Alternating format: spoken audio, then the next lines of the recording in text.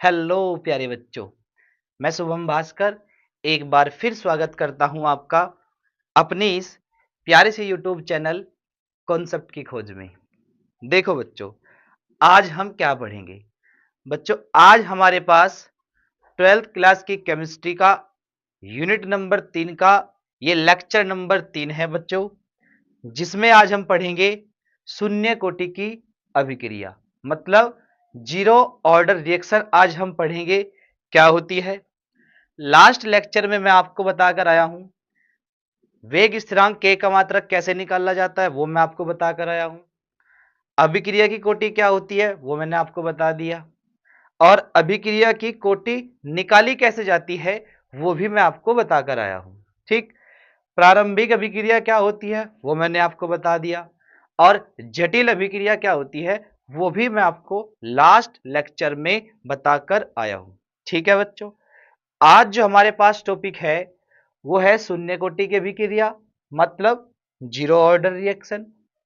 शून्य कोटि की अभिक्रिया क्या होती है, क्या उसका समाकलित वेग समीकरण होता है, ठीक, और क्या उसके लक्षण होते हैं, ये सब आज हम इस लेक्चर में पढ़ेंगे बच्चों।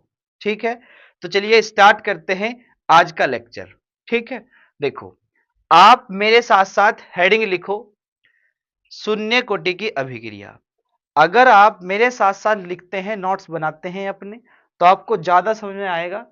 ठीक है, और आपको जरूरत पड़ने के लिए बाद में नोट्स बनाने की, क्योंकि आप साथ साथ बनाते चलेंगे। ठीक, तो हेडिंग लिखी है शून्य कोटि की अभिक्रिया, मतलब जीरो ऑर्डर रिएक्शन। आप भी नोट कर लीजिए, हेडिंग लिख लीजिए शून्य कोटि की अभिक्रिया। देखो, जीरो ऑर्डर रिएक्शन क्या है। मान लीजिए मेरे पास एक रिएक्शन है, और भाई वो रिएक्शन है ऐसे कैसे कि A plus B is equals to क्या है, प्रोडक्ट है। A+B is equals to product. ठीक, मान लो ये एक अभिक्रिया है, और मैं कह रहा कि ये शून्य कोटि की अभिक्रिया है। क्या है ये? शून्य कोटि की अभिक्रिया है।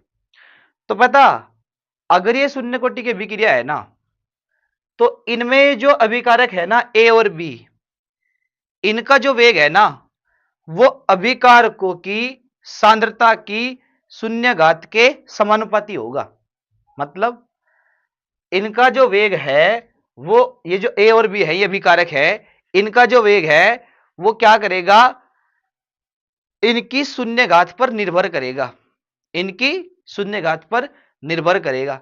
मतलब सर कहना क्या चाह रहे हैं आप? पता मैं क्या कहना चाह रहा? मैं ये कहना चाह रहा कि शून्य कोटि की अभिक्रिया में, कोई शून्य कोटि की अभिक्रिया, किसी शून्य कोटि की अभिक्रिया में, मतलब, या ऐसे आप कह दो कि ऐसी अभिक्रिया जिनका वेग अभिकारकों की सांद्रता की शून्य घात के समानुपाती होता है, शून्य कोटि की अभिक्रिया कहलाती है। शून्य कोटि की अभिक्रिया कहलाती है। मतलब अगर मैं यहां लिखूं, मैं कैसे लिखूंगा ध्यान से देखना, कि ऐसी अभिक्रिया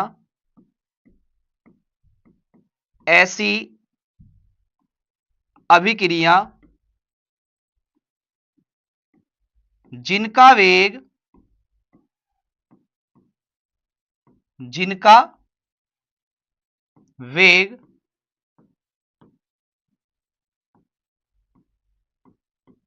अभिकारकों की जिनका वेग अभिकारकों की शून्य घात के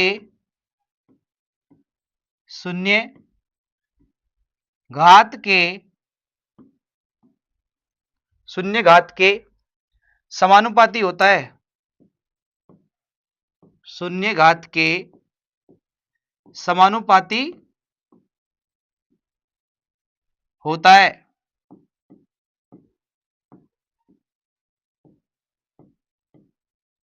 शून्य कोटि की अभिक्रिया कहलाती है। शून्य कोटि की अभिक्रिया कहलाती है, शून्य कोटि की अभिक्रिया कहलाती है। ठीक, तो यही तो मैंने आपको कहा कि ऐसी अभिक्रिया जिनका वेग अभिकारकों की शून्य घात के समानुपाती होता है, शून्य कोटि की अभिक्रिया कहलाती है। ठीक बात। देखो, जैसे मैंने एक एग्जाम्पल लिखा, यहां क्या लिखा है एग्जाम्पल? एग्जाम्पल लिखा ये कि मान लीजिए मेरे पास ये है H2 plus Cl2 is equals to 2HCl, 2HCl, और मुझे इसके लिए वेग लिखना पड़ जाए तो क्या होगा? वो R इज इक्वल्स टू क्या? K, और ये H2 की पावर कितना? 0, और ये Cl2 की पावर 0। तो इनकी अभिकारकों की घातों की शून्य घात, अभिकारक जो है ये, इनकी जो घात है, इनकी शून्य घात पर नहीं निर्भर कर रहा है एक वेग। आ रही बात में? तो मतलब यहां से जो वेग आ जाएगा वो आ जाएगा R इज इक्वल्स टू के। कितना आ जाएगा? वो R इज इक्वल्स टू के आ जाएगा। और वो आ क्यों जाएगा? क्योंकि ये एक शून्य कोटि की अभिक्रिया है, क्योंकि ये एक क्या है? शून्य कोटि की अभिक्रिया है। आ रही बात समझ में? क्योंकि इसकी पावर 0 तो इसका मान 1, इसकी पावर 0 तो इसका मान 1, तो इसलिए R बराबर क्या आ जाएगा? के आ जाएगा। आ रही बात समझ में? तो ये एक क्या है? शून्य कोटि की अभिक्रिया है। ये एक क्या है? शून्य कोटि की अभिक्रिया। मतलब यार, ऐसी अभिक्रिया जिनका वेग अभिकारकों की सांद्रता पर निर्भर ही नहीं करता, उसे शून्य कोटि की अभिक्रिया कहते हैं। क्योंकि जब शून्य घात पर निर्भर कर रहा तो इसका मतलब करता ही नहीं, उस पर अभिकारकों की सांद्रता पर निर्भर ही नहीं करता। समझ रहे आप? तो ऐसी अभिक्रिया जिनका वेग अभिकारकों की सांद्रता पर निर्भर ही नहीं करता, उसे भी शून्य कोटि की अभिक्रिया कहते हैं। आ रही बात में? तो इसे आप नोट करो, फिर आगे चलते हैं। क्या है बात? हो गया? चलिए आगे देखते हैं।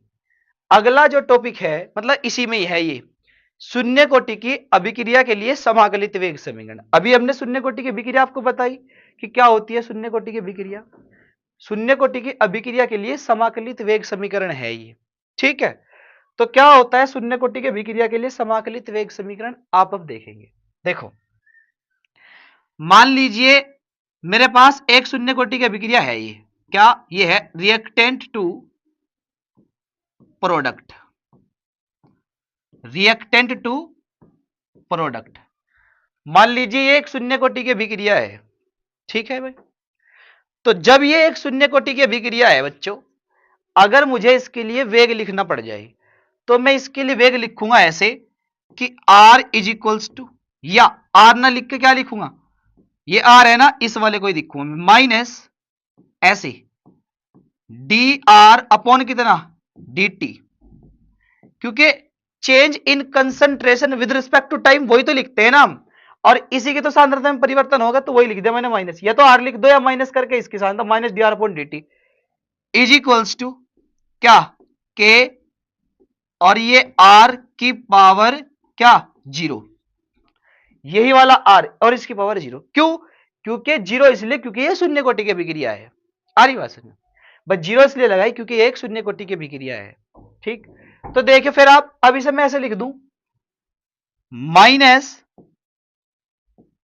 D R upon D T is equals to, इसकी पावर 0 तो इसका मान 1, मतलब k इंटू 1। यस और नो बताओ, लिख सकता हूं ना?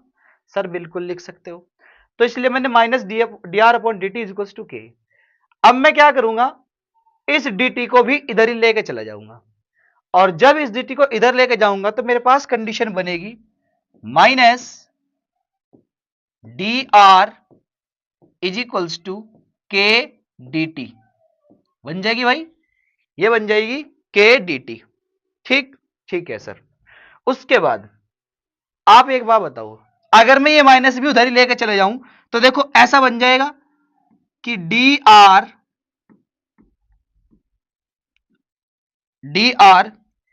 इज इक्वल्स टू माइनस, और ये के डी टी ऐसे बन जाएगा ना। D R is equal to minus K D T, minus भी उधर लेके चले गया। अब मैं कह रहा दोनों ओर का समाकलन करने पर, दोनों ओर का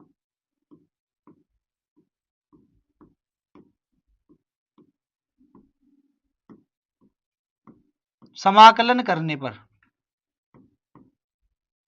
दोनों ओर का समाकलन करने पर, ठीक है भाई, दोनों ओर का समाकलन करने पर। मैं आपको एक बार इन दोनों का समाकलन लिख के दिखाऊंगा, पहले समाकलन का चिन्ह लगाऊंगा फिर उसके बाद करूंगा। तो ये dr है, जब इसका समाकलन करेंगे तो ये ऐसे, और ये लिख दिया dr, ठीक, इज इक्वल्स टू, देखो माइनस के तो है कांस्टेंट, इसका तो होगा नहीं, dt का होगा। देखो minus K as it is और dt का हम करेंगे समाकलन, ठीक, dt का करेंगे समाकलन। अब मैं आपको इधर छोटी सी बात बताता हूं, एक आप समझ लेना, उस बात को ध्यान रखना आप, ठीक है।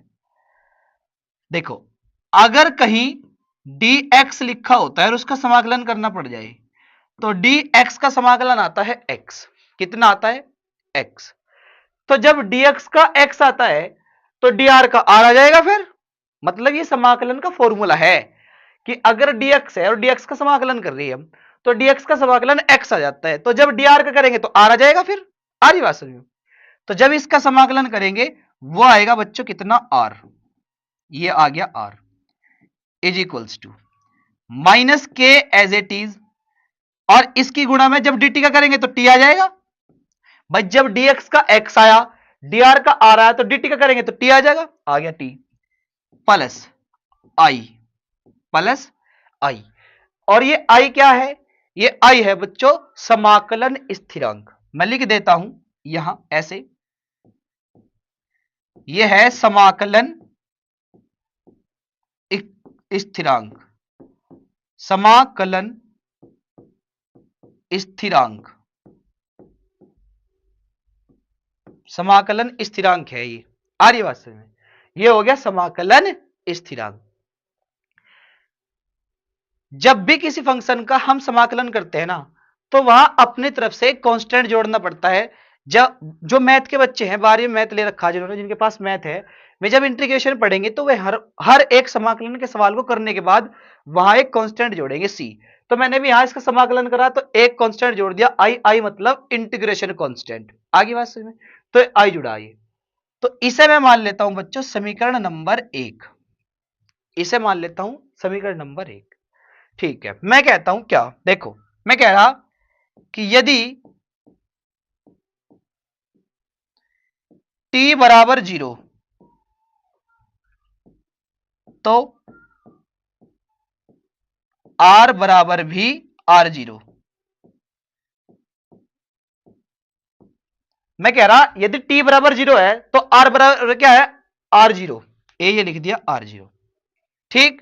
और ये r0 पता है क्या है, ये है बच्चों प्रारंभिक सांद्रता, शुरू वाली प्रारंभिक सांद्रता,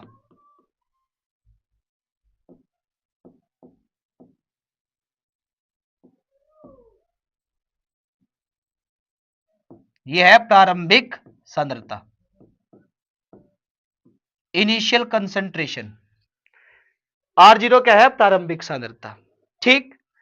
तो अब क्या करो, आप समीकरण 1 से लिखो यहां, क्या, समीकरण 1 से, यह मैंने लिखा समीकरण 1 से, मतलब ये जो मैंने वैल्यू निकाली ये सारी समीकरण 1 में रखो। कैसे कि t बराबर 0 समीकरण 1 में, r बराबर r0 समीकरण 1 में, ठीक। तो जहां r है वहां r0 रख दो, जहां t है वहां 0 रख दो, तो ये तो आ जाएगा r के स्थान पर कितना r0 इज इक्वल्स टू, ये माइनस के लिखा, और फिर गुणा में क्या है इसकी t, तो t के स्थान पर क्या 0, और प्लस में क्या i, प्लस में क्या i आ गया, ठीक है। तो अब आप मुझे बताओ, ये तो 0 हो जाएगा पूरा, माइनस के की 0 में मल्टीप्लाई करेंगे तो 0 आ जाएगा, तो ये बन जाएगा r0 बराबर i, r0 बराबर i, हाँ है ना, बन जाएगा, बिल्कुल बन जाएगा सर।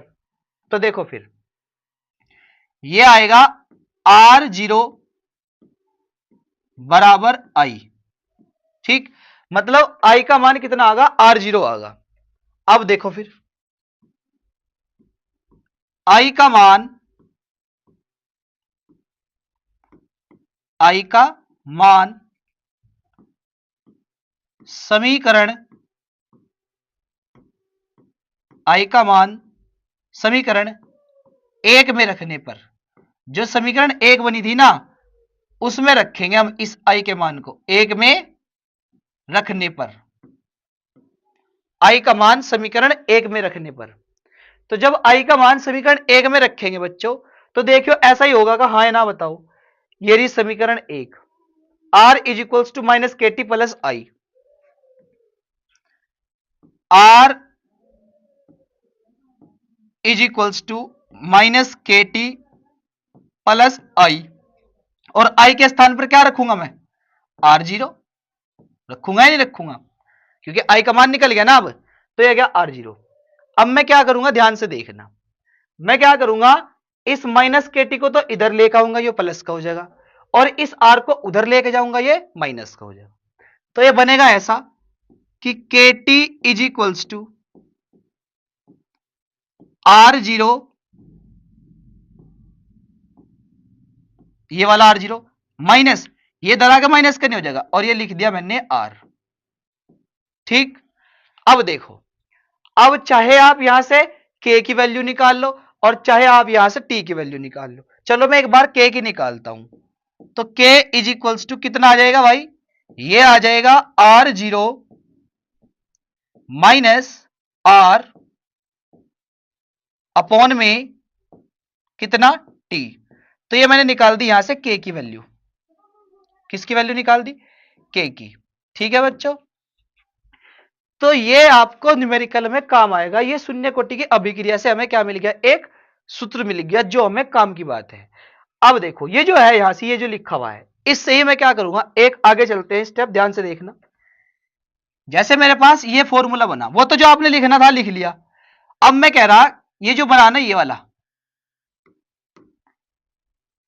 कि K T is equals to R zero minus R है ना, ये तो प्रारंभिक सांद्रता है, टी जीरो पर प्रारंभिक सांद्रता, और आर क्या है, अंतिम सांद्रता। तो देखो मैं कह रहा यदि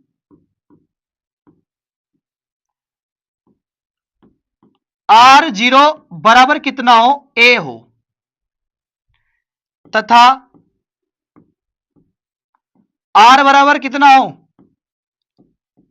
ए माइनस एक्स हो, ए माइनस एक्स, भाई मतलब ए में से कुछ घट जाएगी, एक्स घट गई मान लो, वही तो है अंतिम सांद्रता। देखो फिर इसमें रखो के टी बराबर आर जीरो की जगह क्या रखू, ए रख दिया, माइनस ये वाला माइनस माइनस, आर की जगह क्या रखूंगा, ए माइनस एक्स रख दिया।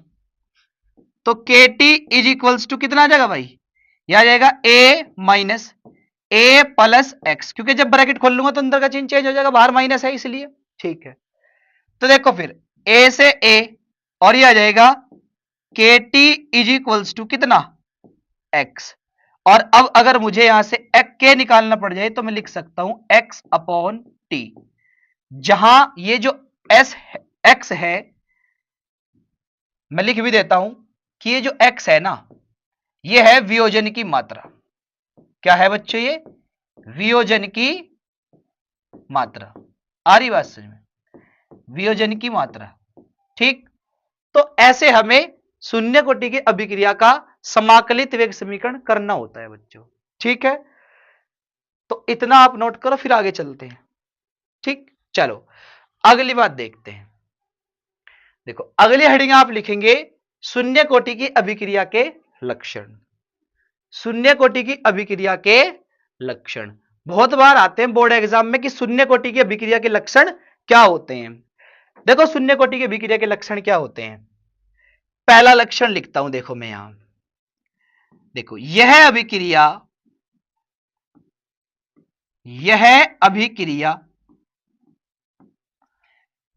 निम्न समीकरणों का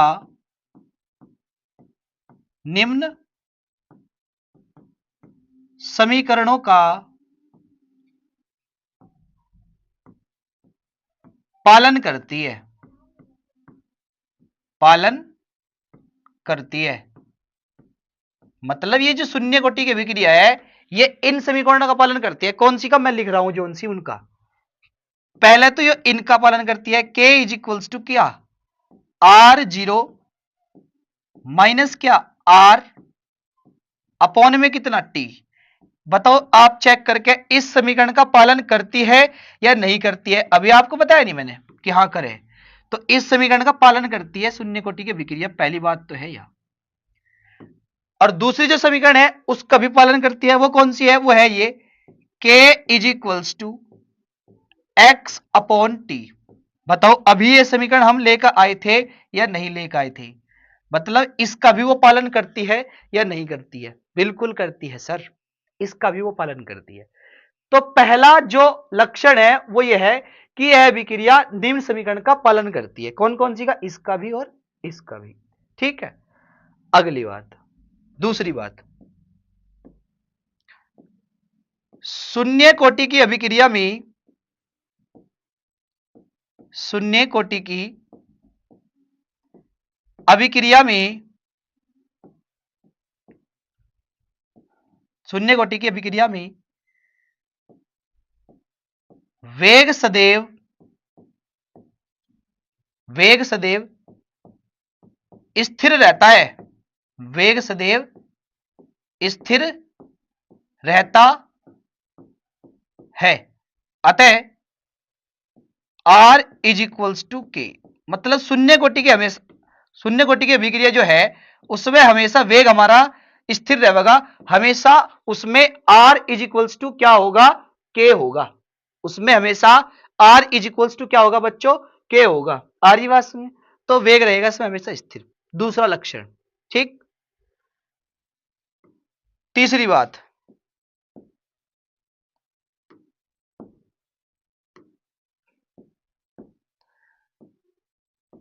शून्य कोटि की अभिक्रिया,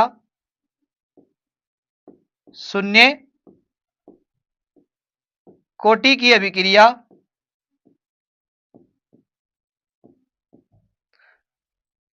सदैव पूर्ण होती है, या ऐसे लिख दो पूर्ण होती है, पूर्ण होती है। जो हमारी शून्य कोटि की अभिक्रिया है वो क्या होती है, पूर्ण होती है। ठीक, पूरी हो जाती है मतलब वो। ठीक है बच्चों, तो ये थे इसके भाई शून्य कोटि की अभिक्रिया के लक्षण। ठीक है बच्चों, तो बच्चों आज के लिए इतना ही काफी। आई होप आपको ये सभी बातें समझ में आई होंगी बच्चों।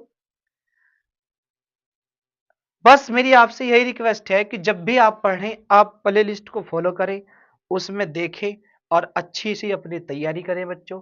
ठीक है, आप जब तैयारी करोगे तो आपके बहुत अच्छे नंबर आएंगे। बस आपको लगातार बने रहना है, गर्मी बहुत ज़्यादा है फिर भी आपको पढ़ते रहना है। ठीक है बच्चों, तो आज के लिए इतना ही काफ़ी। फिर मिलेंगे नेक्स्ट लेक्चर में नेक्स्ट इंपॉर्टेंट टॉपिक के साथ। तब तक के लिए थैंक यू।